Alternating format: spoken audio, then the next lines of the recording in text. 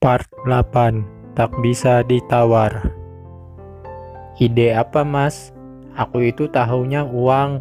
Kalau ada uang masalah beres, ucapku. Aku menunggu Mas Yudis pulang untuk membicarakan ini. Siapa tahu kalau Mas Yudis yang ngomong, wanita itu bisa luluh, ucapku. Kok aku? Tanya Mas Yudis. Kalau bukan Mas Yudis, lalu siapa? Masa Mas Lukito, suaminya Mbak Nia, ucapku. Kan kamu bisa ngomong kalau Mas 3 hari lagi gajian, atau bisa menawar gimana, kek? Aku sudah nggak bisa mikir, Mas. Dia maksa mau ambil Irawan, makanya aku suruh datang sekarang. Sambil ngulur waktu, bisa diskusi sama Mas Yudis, baiknya gimana, ucapku. Mas Yudis berdiri membawa piringnya yang isinya tidak habis ke meja makan. Aku mau keluar dulu, ucap Mas Yudis. Kemana, Mas? Sebentar lagi Santi datang kemari, ucapku. Kemana lagi kalau tidak cari pinjaman, jawabnya. Aku pasrah melihat Mas Yudis keluar rumah. Cari pinjaman memang satu-satunya cara biar bisa lepas dari masalah ini. Arif, Bondan, sambil nonton TV jagain Arjuna ya. Ibu mau nyuci pakaian, ucapku kepada Arif dan Bondan. Irawan gak boleh usil sama adik ya, pesanku. Aku berkata seperti itu sama Irawan karena biasanya dia memang suka jahil sama Arjuna. Kadang memeluk erat, mencium, kadang membuka popoknya padahal Arjuna tidak sedang buang air. Iya, Bu, jawab mereka. Aku segera kembali ke tempat cucian untuk mengulang pekerjaan mencuciku. Minimal malam ini harus berkurang separuh agar besok tidak keteteran. Baru saja mencuci 2 helai pakaian, terdengar Bondan berteriak. Ibu, Irawan colak-colek pipi adik, teriaknya. Enggak apa-apa, asal adik tidak nangis, jawabku. Aku lanjutkan mencuciku, terdengar Bondan berteriak lagi. Ibu, Irawan mencium adik. Tidak apa-apa, yang penting tidak menangis, jawabku. Gitu saja mengadu, omelku pelan sambil mengucek pakaian. Tenagaku aku kerahkan agar baju yang aku cuci lekas bersih. Tiba-tiba saja Arjuna menangis. Aku langsung berdiri dan berlari ke arah sumber suara. Arif, Bondan, kenapa kalian biarkan Irawan memeluk Arjuna erat seperti ini?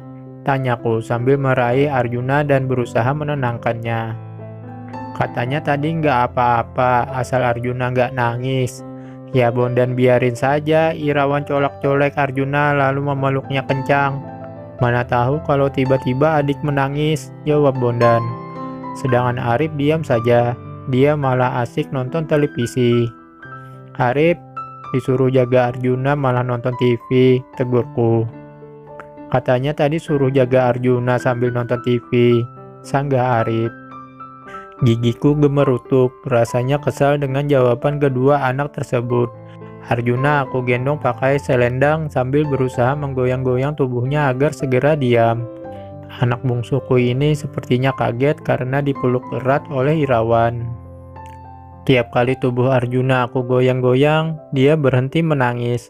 Tapi tiap kali aku berhenti menggoyang tubuhnya, anak bungsuku itu kembali menangis.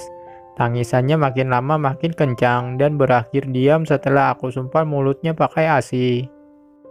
Permisi, Assalamualaikum. Sebuah suara yang tidak aku harapkan kedatangannya akhirnya datang juga.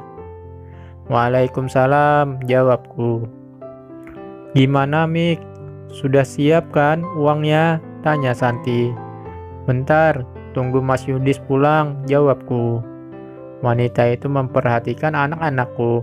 Tampak sekali matanya berbinar ketika melihat ke arah Irawan, anakku yang paling tampan. Anakmu banyak, Mik. Ganteng-ganteng pula, ucap wanita itu. Iya dong, bapaknya saja ganteng, jawabku dengan bangga. Kamu menyindirku, Mik, tanya Santi melotot. Memangnya ada kataku yang isinya menyindirmu? Tanyaku. Kamu ingin ngomong kalau almarhum suamiku tua bangka tidak ada ganteng-gantengnya, iya kan? Itu sadar kalau situ pernah punya suami tapi tua, tidak ada ganteng-gantengnya. Mana mungkin bisa punya anak banyak kayak aku, ganteng-ganteng lagi, ucapku. Kamu menghinaku, Mik. Aku tidak menghinamu, cuma berkata kebenaran. Aku dengar almarhum suamimu dengan istri pertamanya tidak punya anak, sama kamu juga. Ya, bisa tahu sendiri, kan desas-desus yang beredar di masyarakat. Lagi pula kalau kamu ingin punya anak, kenapa tidak nikah lagi? Tanyaku. Memangnya nikah semudah beli es cendol, ucap Santi. Kamu cantik, uangmu banyak, kenapa takut nikah? Ke salon habiskan duit buat apaan? Kalau bukan tebar pesona sama lawan jenis, ucapku. Memangnya aku kayak kalian asal dapat lelaki, lalu nikah? Kalau sudah cocok, saling mencintai, kenapa tidak? Ucapku. Sayangnya belum ada yang sesuai dengan seleraku, jawab Santi. Memangnya seleramu yang seperti apa? Kalau tua, kaya, bau tanah kuburan, mana bisa kamu punya anak, ucapku. Itu dulu, sekarang aku sudah kaya, aku hanya akan menikah dengan pemuda yang lebih kaya dari aku, jawab Santi dengan angkuh. Is, pemuda tampan, kaya raya, mana yang mau sama janda pelit bin medit? Hanya ada di negeri dongeng, batinku. Assalamualaikum. Mas Yudis pulang dengan raut wajah kusut. Waalaikumsalam. Belum selesai aku menjawab salamnya, Mas Yudis menarik tanganku ke kamar. Dapat mas uangnya, tanyaku. Uang melulu yang kamu pikir.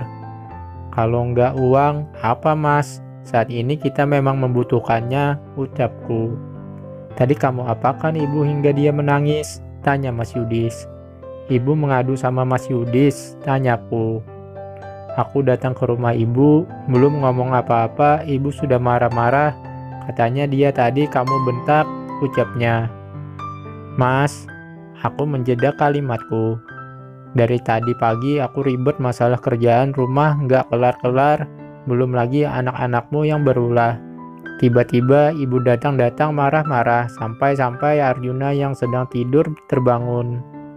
Kalau cuma ngomel masalah kerjaan di rumah saja nggak apa-apa. Dia bahas wanita yang dulu akan dia jodohkan sama kamu. Hati siapa yang tidak sakit, mas? Ucapku. Tapi tidak seharusnya pula kamu kasar sama ibu, Mik, ucap Mas Yudis. Aku kasar juga ada sebabnya, mas. Tidak mungkin aku serta-merta melawan mertua begitu saja, ucapku. Kamu memang susah dinasehati, Mik. Harusnya kamu lebih sabar. Kamu kan masih muda, jaga emosimu. Siapa yang tidak bisa dinasehati, mas? Tanyaku. Kamu. Padahal aku yakin kalau ibu hanya ingin menasehati kamu, tapi kamunya sendiri yang keras kepala. Mendengar ucapan Mas Yudis, entah mengapa hatiku tiba-tiba terasa nyeri. Padahal dulu aku kenal kamu tidak seperti ini. Kamu lemah lembut dan baik hati, lanjut laki-laki yang ada di sampingku. Lalu sekarang aku seperti apa, mas? Tanyaku dengan perasaan yang campur aduk antara kesal dan sakit hati. Tak sedikit pun Mas Yudis mengerti akan kondisiku. Apa yang telah membuatku berubah? Aku yang awalnya adalah gadis yang lemah lembut dan baik hati, kenapa tiba-tiba jadi wanita kasar yang mengerikan? Kamu sekarang kasar dan suka membangkang, ucapnya. Sudah aku duga itu yang akan Mas Yudis katakan. Jadi, apa yang Mas Yudis inginkan sekarang? Tanyaku dengan emosi yang sudah naik ke ubun-ubun. Tak sadarkah dia, semua ini karena siapa? Aku hanya ingin kamu kembali seperti Tamik yang dulu aku kenal, yang selalu tersenyum saat aku pulang kerja dan bersikap baik sama mertua, ucap Mas Yudis. Aku menarik napas panjang, kemudian menghembuskannya secara kasar. Ucapan Mas Yudis benar-benar menyakiti hatiku, meskipun aku tahu jika dia tidak salah bicara. Bukan hanya dia, aku pun ingin seperti dulu bisa tersenyum ketika dia pulang kerja, rukun sama mertua, Tapi nyatanya senyuman itu sekarang rasanya teramat mahal karena apa yang Mas Yudis tuntut tidak sebanding dengan apa yang dia berikan. Aku tidak butuh sesuatu yang muluk-muluk, hanya pengertiannya saja. Jika apa yang aku lakukan di rumah dari sekedar merawat anak-anak, melakukan pekerjaan rumah dengan tangan sendiri, hingga melayaninya di malam hari bisa dia hargai. Namun, kenyataannya Mas Yudis bukan laki-laki seperti itu. Dia lebih percaya dengan ucapan-ucapan ibunya yang mengatakan pekerjaan ibu rumah tangga adalah pekerjaan paling ringan sedunia. Aku hanya ibu rumah tangga yang suka mengeluh. Tamik, aku dan Mas Yudis saling berpandangan. Panggilan Mbak Santi menyadarkan kami jika di rumah kami sedari tadi ada tamu. Iya, sebentar, sahutku. Jadi mana uangnya Mas? Tanyaku. Aku tidak bawa, ucapnya. Lalu, ya terserah kamu. Bukannya semua terjadi gara-gara kamu yang memang tidak bisa bersabar, ucap Mas Yudis. Tega kamu Mas, membiarkan keluarga kita dalam masalah, ucapku. Mas Yudis diam saja, dia menatap ke tempat lain. Tamik, kalau mau dua-duaan sama suamimu nanti saja setelah urusanmu sama aku sudah kau bereskan, teriak Santi. Aku menatap Mas Yudis tajam, kemudian keluar tanpa memperdulikannya lagi. San, rambut kamu masih utuh kan? Hardiku. Ini bukan masalah utuh, ini karena kamu melakukan perbuatan yang tidak menyenangkan. Beruntung kamu tidak aku laporkan ke polisi, ucap Santi. Mendengar kata polisi, aku tergidik ngeri. Bisa kan? Tunggu 3 hari lagi. 3 hari lagi Mas Yudis gajian, ucapku.